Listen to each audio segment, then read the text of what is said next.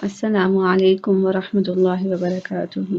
إن الحمد لله نحمده ونستعينه ونستغفره ونعوذ بالله من شرور أنفسنا ومن سيئات أعمالنا من يهده الله فلا مضل له ومن يضلل الله فلا هادي له وأشهد أن لا إله إلا الله وحده لا شريك له وأشهد أن محمدا عبده ورسوله أما بعد أعوذ بالله من الشیطان الرجیم بسم اللہ الرحمن الرحیم۔ میں امید کرتی ہوں کہ آپ سب ایمان اور صحت کی بہترین حالتوں میں ہوں گے۔ اللہ تعالی ہم سب سے راضی ہو، اور ہم نے جو یہ سیریز شروع کی ہے اللہ تعالی اس کو ہمارے لیے برکت کا باعث بنائے اور ہمارے گناہوں کو معاف کر دے، آمین اللہم آمین۔ تو ہم نے پچھلے لیکچر میں دیکھا کہ موسیقی کی شرعی حیثیت کیا ہے اور احادیث میں موسیقی کی حرمت کیا کیا ملتی ہے۔ اس سے پہلے ہم نے قرآن کا موضوع دیکھا کہ قرآن اور موسیقی، قرآن میں موسیقی کی کیا حرمتیں ہیں۔ اب جو ہے وہ صحابہ کرام رضی اللہ تعالی عنہ اور موسیقی دیکھیں گے کہ صحابہ کرام اس کو کیسا جانتے تھے۔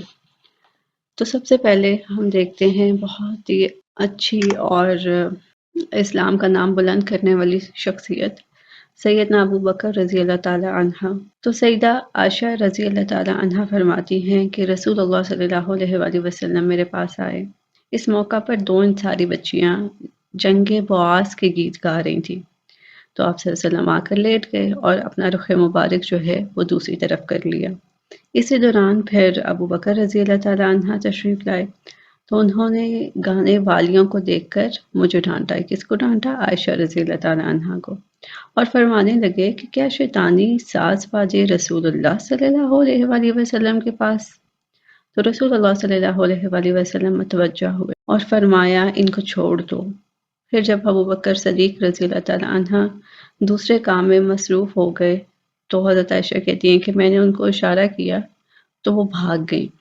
تو آپ یہاں پر ذرا غور کریں کہ ابو بکر رضی اللہ تعالی عنہ کو گانے وغیرہ سے کتنی نفرت تھی، اور آپ صلی اللہ علیہ وسلم نے تو عید کے موقع پر بھی چھوٹی بچیوں کے جنگ بعاث کے شعر پڑھنے نہیں دیے۔ تو یہ کس طرح ہو سکتا ہے کہ آپ صلی اللہ علیہ وآلہ وسلم کو یا صحابہ کرام کو فحاشی اور عریانی اور موسیقی جو ہے پسند ہو؟ تو جب ان کو پسند نہیں تھی تو پھر ہم آج کیوں اس سائڈ پر لگ گئے؟ پھر اسی طرح عمر فاروق رضی اللہ تعالی عنہ کے بارے میں آتا ہے کہ سیدنا عمر رضی اللہ تعالی عنہ جو ہیں وہ مدینہ والوں کے حالات کا جائزہ لینے کے لیے رات کو گشت کرتے تھے۔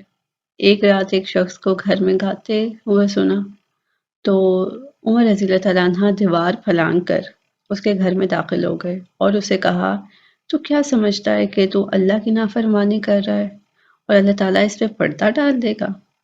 تو اس نے جواب میں کہا کہ امیر المومنین، آپ مجھ پر جلد بازی نہ کریں، اگر میں نے اللہ تعالیٰ کی ایک نافرمانی کی ہے تو آپ نے 3 نافرمانیاں کی ہیں۔ پہلی یہ کہ اللہ تعالیٰ نے فرمایا کہ عیب جوئی نہ کرو، تو آپ نے عیب جوئی کی ہے۔ دوسری بات یہ ہے کہ اللہ تعالیٰ نے فرمایا ہے کہ تم گھروں کو دروازوں سے آؤ، یعنی گھر میں دروازے سے داخل ہو، اور آپ جو ہیں وہ دیوار پھلانگ کر آئے ہیں۔ تیسری بات یہ کہ اللہ تعالیٰ نے فرمایا تم اپنے گھروں کے علاوہ دوسرے گھروں میں اجازت اور سلام لیے بغیر داخل مت ہو، لیکن آپ میری اجازت کے بغیر میرے گھر میں داخل ہوئے۔ تو عمر رضی اللہ تعالیٰ عنہ نے فرمایا اگر میں تمہیں معاف کر دوں تو تم سے بھلائی کی امید ہے؟ تو اس نے کہا جی ہاں۔ تو عمر فاروق رضی اللہ تعالیٰ عنہ نے اسے معاف کر دیا اور وہ وہاں سے چلے گئے۔ تو پھر دیکھیں اس واقعہ سے اندازہ لگایا جا سکتا ہے کہ گانا بجانا عمر رضی اللہ تعالیٰ عنہ کی نظر میں کتنا قبیح عمل تھا، اور ان کو اتنا غصہ آیا کہ وہ قرآن پاک کے احکامات بھول گئے۔ اسی طرح پھر سیدنا عثمان رضی اللہ تعالیٰ عنہ کے بارے میں آتا ہے کہ سیدنا عثمان بن عفان رضی اللہ تعالیٰ عنہ نے ایک آدمی کو بلایا اور اسے کہا کہ مجھے پتہ چلا ہے کہ تم قبیح شعر کہتے ہو۔ تو اس نے کہا جی ہاں۔ تو آپ رضی اللہ تعالیٰ عنہ نے فرمایا ایسا نہ کرو، کیونکہ میں نے اللہ کے رسول صلی اللہ علیہ وآلہ وسلم کو فرماتے سنا ہے کہ آدمی کا پیٹ ریشے پیپ سے بھر جائے تو یہ بہتر ہے اس سے کہ اس کا پیٹ یعنی دماغ گندے اشعار سے بھر جائے۔ پھر اسی طرح سیدنا عبداللہ بن مسعود رضی اللہ تعالیٰ عنہ کے بارے میں آتا ہے کہ آپ رضی اللہ تعالیٰ عنہ فرماتے ہیں کہ راگ، موسیقی وغیرہ دل میں نفاق پیدا کرتا ہے۔ پھر عبداللہ بن عباس کے بارے میں آتا ہے کہ حضرت عبداللہ بن عباس رضی اللہ تعالیٰ عنہ فرماتے ہیں دف حرام ہے، آلات موسیقی حرام ہے، طبل یعنی ڈھول حرام ہے، بانسری حرام ہے۔ تو دیکھیں پھر جو ہم یہ توجیحات پیدا کرتے ہیں اور اپنے سے باتیں بناتے ہیں کہ جی دف تو بجا لینا چاہیے، وہ تو ثابت ہے اور یہ ہے اور وہ ہے۔ دیکھیں جب اللہ کے نبی نے نہیں کیا، پھر صحابہ کرام نے نہیں کیا، تو ہم کیوں کریں؟ پھر سیدنا عبداللہ بن عمر رضی اللہ تعالیٰ عنہ کہتے ہیں کہ ایک قوم کے پاس سے وہ گزرے تو دیکھا کہ کچھ لوگوں نے حج کے لیے احرام باندھا ہوا تھا، تو ان میں سے ایک شخص جو ہے بیٹھا جو ہے نا گانا گا رہا تھا، تو ابن عمر رضی اللہ تعالیٰ عنہ نے فرمایا کہ اے لوگو، اللہ تمہاری دعائیں یعنی عبادت قبول نہ کرے گا۔ اور اسی طرح پھر نافع بیان کرتے ہیں کہ عبداللہ بن عمر رضی اللہ تعالیٰ عنہ نے ایک چرواہے کی بانسری کی آواز سنی تو اپنے کانوں میں انگلیاں رکھ لیں اور اپنی سواری کو اس راستے سے پھیر دیا۔ پھر انہوں نے پوچھا کہ اے نافع، کیا آواز آ رہی ہے؟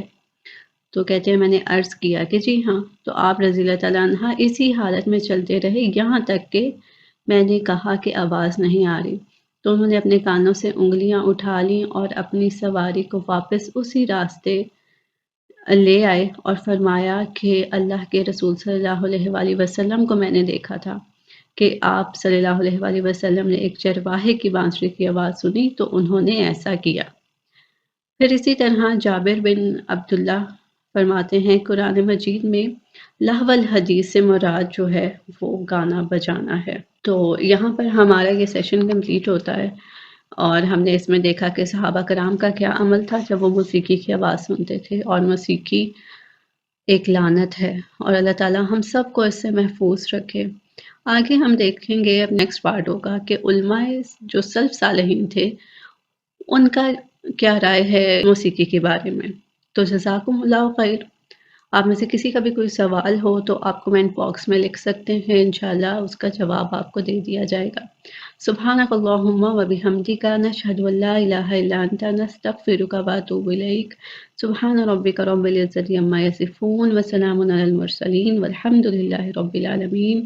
السلام علیکم ورحمۃ اللہ وبرکاتہ۔